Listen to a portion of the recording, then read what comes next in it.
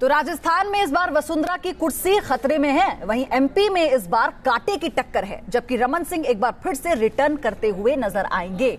News nation के opinion poll ने जाना तीनों राज्यों की जनता का मूड क्या है और जो नतीजे सामने आए वो बेहद चौंकाने वाले हैं। मध्य प्रदेश, छत्तीसगढ़ और राजस्थान, ये वो तीन राज्य हैं जहां विधानसभा के सियासी संग्राम में सभी की निगाहें टिकी हुई हैं। इन तीनों सूबों में लड़ाई बीजेपी बनाम कांग्रेस के बीच रहने वाली है। तीनों राज्यों में बीजेपी की सरकार है। ऐसे में बीजेपी को एंटी इनकम्बेंसी फैक्टर का डर सता रहा है। सबसे पहले बात करते हैं मध्य प्रदेश की, जहां पिछले 15 साल से बीजेपी की सरकार है।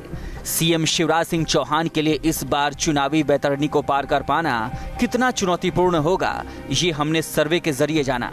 न्यूज नेशन के ओपिनियन पोल में बीजेपी को 109 से 113 सीटें, कांग्रेस को 107 से 111 सीटें और अन्य के खाते में 8 से 12 सीटें मिलने के आसार हैं। वोट शेयर की बात करें तो बीजेपी को 40 और कांग्रेस को 39% वोट मिल सकते हैं। ओपिनियन पोल के मुताबिक छत्तीसगढ़ की रमन सिंह सरकार को भी कांग्रेस कड़ी टक्कर देती दिख रही है। छत्तीसगढ़ में न्यूज नेशन के ओपिनियन पोल में बीजेपी को 43 से 47 सीट, कांग्रेस को 36 से 40 सीट और जेसीसी को 3 से 7 सीटें मिलने के आसार हैं। तो वहीं वोट शेयर की बात करें तो बीजेपी को 38, कांग्रेस को 36 और जेसीसी को 5% वोट मिल सकते हैं।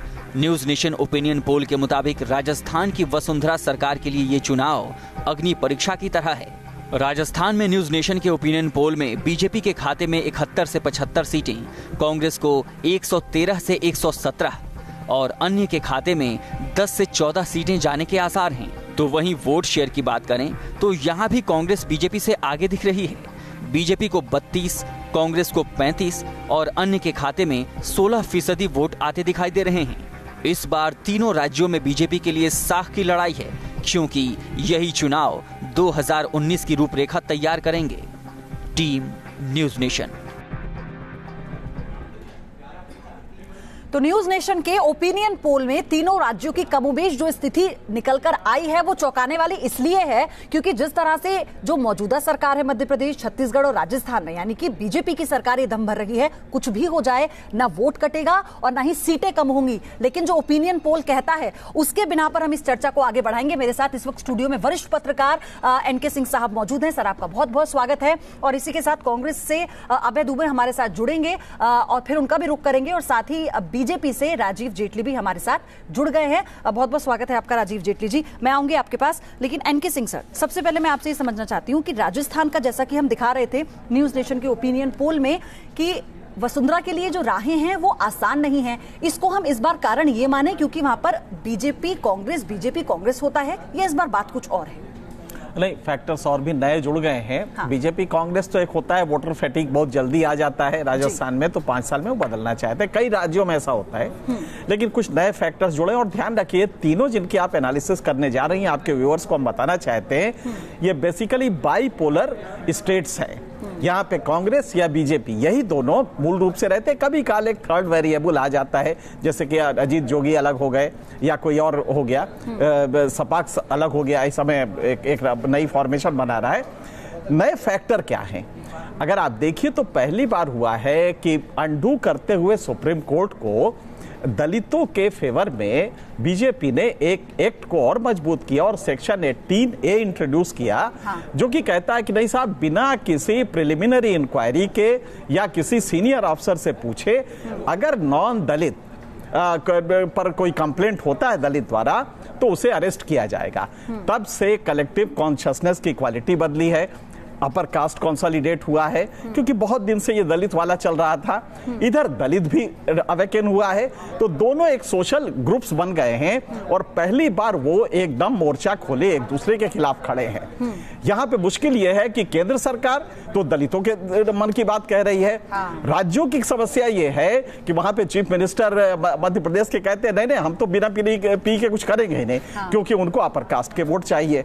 ये एक पैराडॉक्स है, इसको फैक्टर इन करना होगा। और उसके बाद किसान, जो आपने एक्सपेक्टेशंस डेवलप किए थे, कुछ उसमें से पूरे हुए, लेकिन किसानों का जो टर्म्स ऑफ ट्रेड है, जो प्रोडक्टिविटी है, प्रोडक्शन बढ़ा है, धन्यवाद है किसानों का कि उन्होंने अपने मेहनत से प्रोडक्शन बढ़ाया। दाल आपका 24 मिलियन टन हुआ है, जो कि सोचा भी नहीं जा सकता था, लेकिन उनके प्राइसेस न मिलने से किसान नाराज है। तो ये दो फैक्टर हैं, और उसके लिए हालांकि बीजेपी काफी कुछ कर रही है, लेकिन क्या वो नाराजगी किसानों की संतुष्ट नहीं कर पाई है? इन दोनों ही खेमों की अगर बात करें, राजीव जेटली हमारे साथ जुड़े हुए हैं। राजीव जी, क्या ऐसा वाकई में है कि जो नए मुद्दे उजागर हुए हैं, जो नए मुद्दे पनपे हैं जनता के बीच में, उनमें आप संतोष नहीं ला पाए इन मुद्दों को लेकर?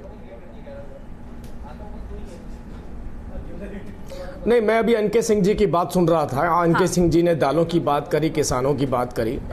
मैं एक बात आपकी जानकारी में लेके आना चाहता हूं कि यूपीए की 10 साल की सरकार के अंदर दालों की जो एमएसपी प्रोक्योरमेंट रही वो लगभग 2,65,000 टन रही, और हमारी मात्र 4 सालों की सरकार ने उसको 52 लाख टन के ऊपर लाकर पहुंचाया। मैं कहता हूं बहुत सारी चुनौतियां हमारे सामने थी, चाहे फसल बीमा योजना की बात कीजिए, सिंचाई व्यवस्था की बात कीजिए, एमएसपी की बात कीजिए, ये सारी चुनौतियां हमारे सामने थी। किसान जूझ रहा था, किसान बहुत बुरी दशा से गुजर रहा था। किसान बहुत बड़ा नहीं है, बहुत बड़ा जमींदार नहीं होता, छोटा किसान भी होता है, बहुत मझला किसान भी होता है, बहुत छोटा किसान भी होता है। कई ऐसे भी लोग हैं शायद 1 एकड़ जमीन में जिनके परिवार के 10-10 सदस्य उसमें गुजारा करते हैं। उन्हें भी बहुत बड़ी जरूरत होती है कि उनके परिवार को कम से कम सुरक्षा तो प्रदान की जाए। 5 लाख रुपए का बीमा। ऐसे ही व्यक्ति जो गरीबी रेखा से नीचे आते हैं, 10 करोड़ परिवारों को जो मिलने जा रहा है, 50 करोड़ लोगों को, ये सरकार की योजनाएं जो गरीब किसान तक पहुंच रही हैं, गरीब महिलाओं तक पहुंच रही हैं, दूर दराज के इलाकों में सिंचाई व्यवस्था में पहुंच रही है। लेकिन आपकी सरकार में ऐसा भी हुआ है, सभी किसान देख रहे हैं। आप मध्य प्रदेश की अगर मैं बात करूं तो ऐसा भी हुआ है कि जहां पर किसानों को जब मुआवजे के तौर पर या फिर उनको आर्थिक सहायता के तौर पर जब चेक बांटे गए सरकार की तरफ से, तो वो 20-20 रुपए के और 120-20 रुपए के चेक बांटे गए थे। तो क्या इसको लेकर नाराजगी नहीं होगी? और मेरा ये सवाल है आपसे, क्या आपको नहीं लगता कि जिन पुराने मुद्दों की बात आप कर रहे हैं, जिनको लेकर आप सत्ता में आए थे, उन्हें लेकर जनता के बीच में जाकर उनमें संतोष पैदा करना बहुत जरूरी था? क्योंकि कुछ नए फैसले ऐसे हुए कि जनता उलझकर रह गई। नहीं, मैं आपसे केवल एक जानकारी देना चाहता हूं। मैं फिर से सही, आपने बहुत अच्छी बात उठाई और इसी बात का जवाब दूंगा कि जब भी हम बात करते हैं, चर्चा करते हैं, किसी चैनल पर डिबेट करते हैं या राजनीतिक चर्चा होती है, हमेशा वो चर्चाएं भटक जाती हैं। मैं आज ये अपेक्षा करूंगा कि आपके चैनल के ऊपर जो भी चर्चा हो वो तुलना के साथ हो। अगर आप ये चर्चा करेंगे, एक रचनात्मक चर्चा करेंगे, तो शायद मेरे जो ऑपोजिशन पार्टी में लोग बैठे हैं उनको भी आप पूछेंगे कि हाँ, इनकी सरकार ने किसानों को क्या दिया। आप इतना कंपेरिजन करके बताइए कि आप आपने किसानों के लिए क्या किया था। मुआवजे की भी जो हमारा दर होता था उसको भी हमने 50% से घटाकर 33% पे कर दिया। हम मुआवजा देने की बात करें तो भी हम ये कहते हैं कि आज तक की सारी सरकारें मिला लीजिए, जितना मुआवजा हमने दिया अगर किसी ने दिया हो तो बताएं हमें। आपकी बात से मैं इत्तेफाक रखती हूँ। आपने कहा ठीक है, आप जो आरोप लगा रहे हैं उसे भी हम कह रहे हैं, तभी तो जनता आपको लेकर आई क्योंकि पिछली सरकार से वो खुश नहीं थी।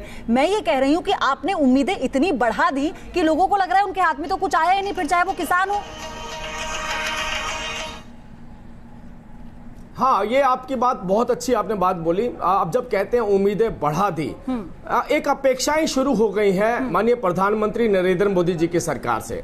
चाहे वो 70 साल में उन चीजों से वो वंचित रहे हों और उसके बाद उसमें अगर लगभग 60 से 70 गुना तक बढ़ोतरी भी कर दी गई हो, तो हम कहते हैं हमारी जो हम देना चाहते हैं, जो हम करना चाहते हैं, खत्म नहीं हुआ। इसीलिए हम बार बार कहते हैं कि हमारा उद्देश्य है कि 2022 तक अभय दुबे साहब मेरे साथ जुड़ चुके हैं, मुझे उनका भी रुख करना है। और जब हम घर की भी बात कहते हैं, जब मैं आऊंगी आपके पास राजीव जी, अभय दुबे जी, मैं आपको जब हम घर की भी बात करते हैं तो हम घर को नारों तक समेट कर नहीं रखना चाहते। ठीक है, न्यूज नेशन ने ओपिनियन दृष्टि से गरीब व्यक्तियों को देना चाहते हैं, जिसके आंकड़े भी हमारे पास मौजूद है। नहीं ठीक है, लेकिन ये तो इस तरह की बातें आती है ना चुनाव से पहले। मैं बात वही कर रही हूँ कि उम्मीदें अगर दो तो फिर उस पर खरा उतरो। अभय जी मेरा सवाल आपसे ये, सबसे पहले तो आप मुझे बताइए कि मैं हमारे ओपिनियन पोल के मुताबिक मैं आपको मुबारकबाद दूं राजस्थान को लेकर, या फिर मैं ये कहूं कि जो कोशिश आप लोग मध्य प्रदेश में इतने लंबे समय से कर रहे थे वो आपकी नाकाम होती हुई नजर आ रही है, और क्यों?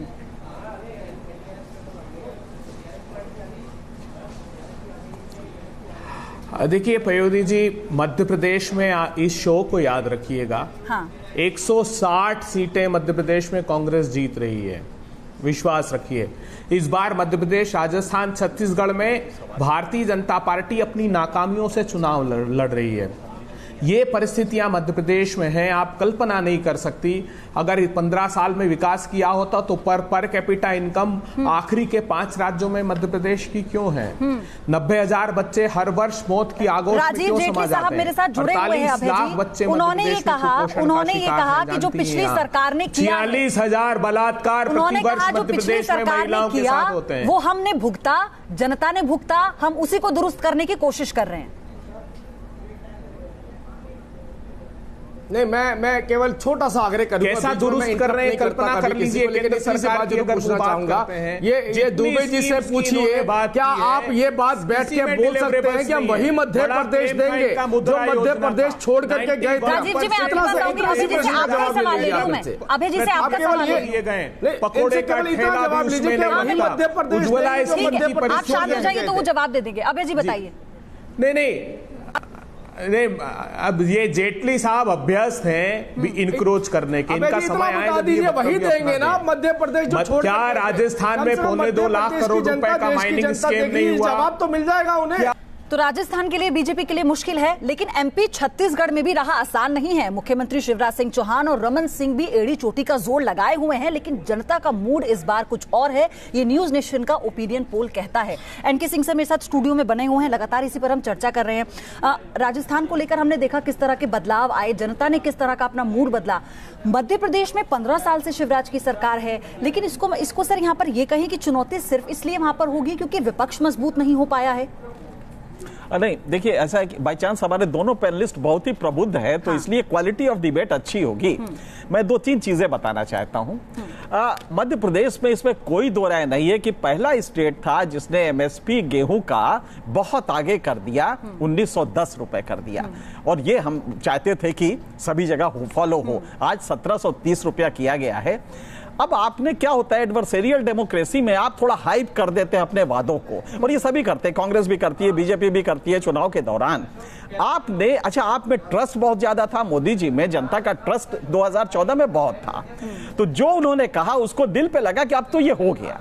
तो जब आपने ये कहा कि आपने बीजेपी के मैनिफेस्टो में पेज नंबर 24 पे लिखा कि हम किसानों को उनके उपज का 50% ज्यादा देंगे, तो वो था कि आप स्वामीनाथन कमीशन की जो रिपोर्ट है जिसमें कि कहा गया है आप उसके, जिसका मतलब होता है कि C2 फॉर्मूले से देंगे, आज वो नहीं मिला है, और 4 साल नहीं मिला, आज आपने दिया है, तो जाहिर है कि एक एलिमेंट ऑफ एंगर रहेगा। अच्छा, जब आप कांग्रेस से कंपेयर करते हैं तो कांग्रेस गड़बड़ थी तभी तो उसको हटाया और 15 साल तक हटाई रही। लेकिन आज एक बार फिर से आप एनालिसिस करें तो लगता है कि वो एक्सपेक्टेशन जो आपने हाइप कर दिया वो फुलफिल नहीं हुआ है, और बहुत अच्छा माना, राजेश जी ने बहुत अच्छा माना कि हाँ वो फुलफिल नहीं हो पाया है। सर, मैं छत्तीसगढ़ पे भी इसको जोड़कर आपसे जानना चाहता हूं। हाँ बिल्कुल, छत्तीसगढ़ एक ऐसा स्टेट है, मैं अभी गया था और काफी अंदर तक गया था, बाई चांस एक मंच पे हम और रमन सिंह भी साथ में थे। एक बात है कि अगर डेवलपमेंट की डिलीवरी प्रॉपर कहीं हुई है तो वो छत्तीसगढ़ में है, इसलिए वहां का जो आदिवासी है जब लेके जाता है जंगल में, मेन सड़क से, हाईवे से जब अपने घर की तरफ जाता है जंगल में, तो उसके कंधे पे एक एलपीजी का सिलेंडर होता है, और जब पूछिए कि इसको जलाना आता है तो ना सीखब, ये वो कहती है औरत। तो ये खुशी है। एक छोटा सा सवाल मैं आपसे यहाँ पे जानना चाहूंगी, क्योंकि राजीव जी से भी प्रतिक्रिया लेनी है। कृषि क्रमण पुरस्कार से मध्य प्रदेश को कई बार सम्मानित किया जा चुका है, धान का कटोरा छत्तीसगढ़ है, तो फिर वो किसानों का जो रोष है उसको हम सीधे तौर पर किस तरह से समझें? उसी तरह जैसे जीडीपी बढ़ जाता है तो हम ताली बजाने लगते हैं कि हमारा जीडीपी बढ़ गया है। आपने ह्यूमन डेवलपमेंट पैरामीटर्स पे डिलीवर क्या किया, ये इंपॉर्टेंट होता है। आप ताज्जुब करेंगे कि मध्य प्रदेश अभी आया है और मध्य प्रदेश बहुत अच्छा नहीं किया है। छत्तीसगढ़ में अच्छा है रमन सिंह का, ये भी सही है कि छत्तीसगढ़ में रमन सिंह मजबूत है। मध्य प्रदेश में दिक्कत है। मुश्किल है या आसानी? समय कम है सर, प्लीज। नहीं, मैं एक ही बात बोलना चाहता हूं कि हमने जो किया है, क्योंकि एनके सिंह जी एक वरिष्ठ पत्रकार हैं, अपनी दृष्टि से बात रख रहे हैं। मैंने आपकी चर्चा की शुरुआत में भी आपसे कहा, हमने जो किया है, हमारे सामने जो चुनाव लड़ने वाले लोग हैं, क्या वो ये बात कह सकते हैं कि हम जो सरकार छोड़ करके गए थे उसमें लगभग 70 से 80% बढ़ोतरी नहीं हुई? चाहे बिजली की बात कीजिए, पानी की बात कीजिए, चाहे एमएसपी की बात कीजिए, चाहे आप गरीबों के उत्थान देखिए बड़ा विषय समझ लीजिए कि जो एनके सिंह साहब ने बिल्कुल ठीक बात कही कि कॉस्ट ऑफ प्रोडक्शन जो है मोदी सरकार ने कम किया। अगर आज गेहूं का सही मायने में C2 फॉर्मूले से कैलकुलेट करते तो वो 2008 रुपए 50 पैसे आता है लागत मूल्य के आधार पर समर्थन मूल्य। उसी प्रकार से जौ का आता है 1870 रुपए। हमने सुन, एक मिनट सुन, कैलकुलेशन अभी कैलकुलेशन के लिए वक्त नहीं है सर, कमी रह गई थी ना। चलिए बहुत बहुत शुक्रिया आप सभी का हमारे साथ जुड़ने के लिए। एनके सिंह सर स्टूडियो में हमारे साथ बने हुए थे, आपका भी बहुत बहुत शुक्रिया, आप हमारे साथ जुड़े इस चर्चा में। आप बने रहिए न्यूज नेशन के साथ, क्योंकि यहाँ खबरों का सिलसिला कभी नहीं थमता।